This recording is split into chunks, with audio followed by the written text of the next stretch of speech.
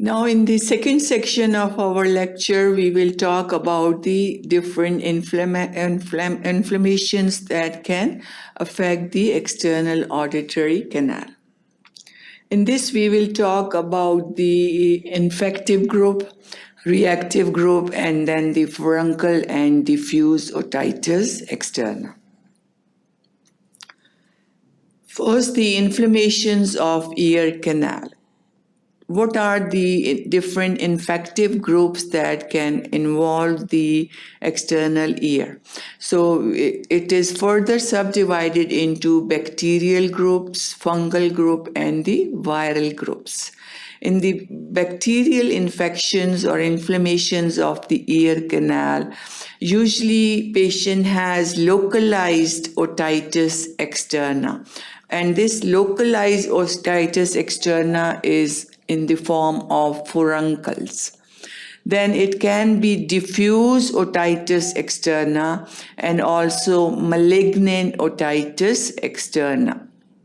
So bacterial infections or bacterial inflammations of the external ear can present as localized, as diffuse or malignant otitis externa. Whenever there is fungal infection, it is known as otomycosis. Mycosis is for fungal infections. Auto is for the ear. So otomycosis is the term used for fungal infection of the ear. Then the viral infections, we have two main subdivisions. One is herpes zoster oticus. So herpes zoster, whenever the patient has herpes zoster infection, when it affects the ear, it is known as herpes zoster oticus. And the other is otitis externa hemorrhagica. Hemorrhagica is different bullae or hemorrhages are present in this type. So this is also viral infection. So we have bacterial, fungal, and viral infections that can involve the external auditory canal or external ear. Bacterial, we have localized, diffused, or malignant. Fungal is otomycosis, and then viral is the herpes zoster and hemorrhagica.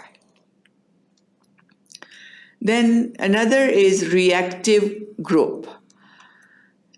Reactive group that involves the external ear, we have eczematous otitis externa, seborrheic otitis externa, and then we have neurodermatitis.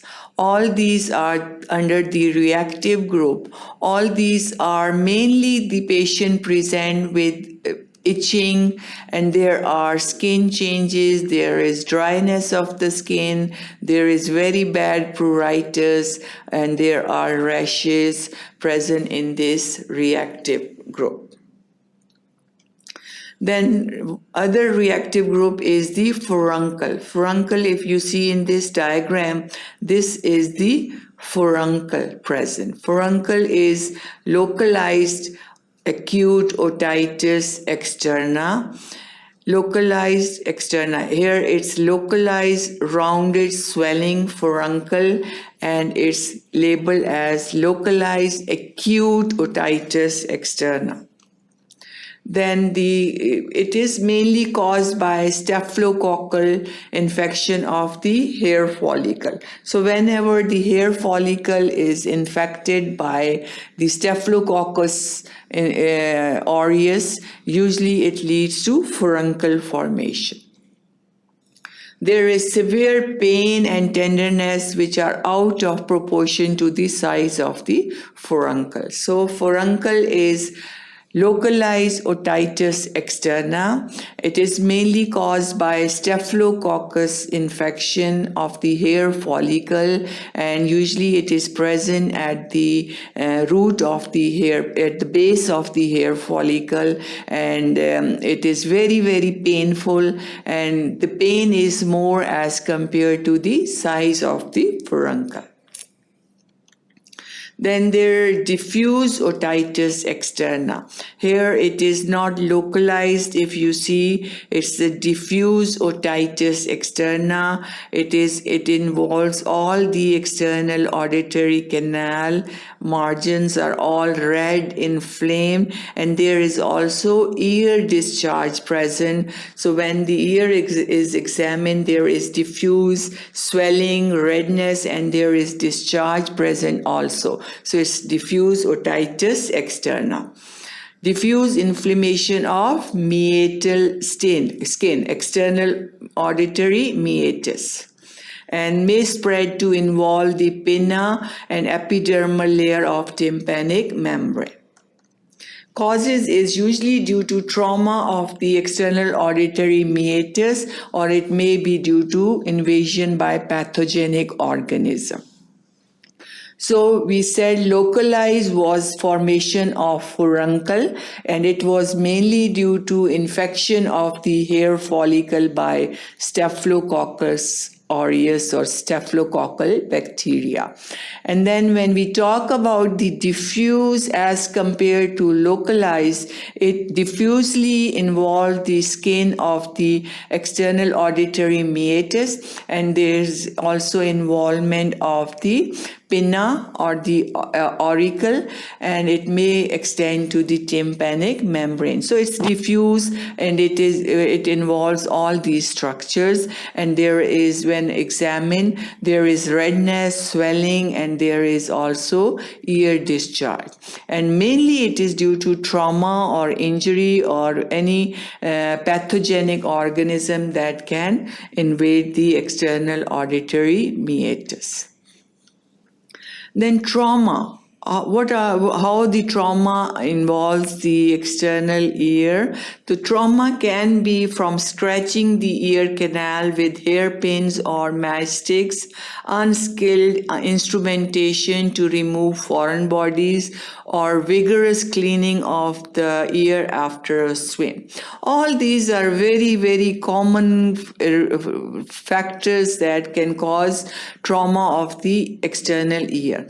Lot of people have a habit of messing with the ear, so they keep scratching the ear, they keep putting pins and sharp things into the ear, and then sometimes they use the ear dubs to clean the ear, and they go too far. And if there is wax present in the ear, or if there is any foreign object or foreign body present in the ear, and they want to remove it, and in the process they further push the foreign object inside the ear, and then it get impacted in the ear, and in this effort they can damage the ear, and that can lead to trauma.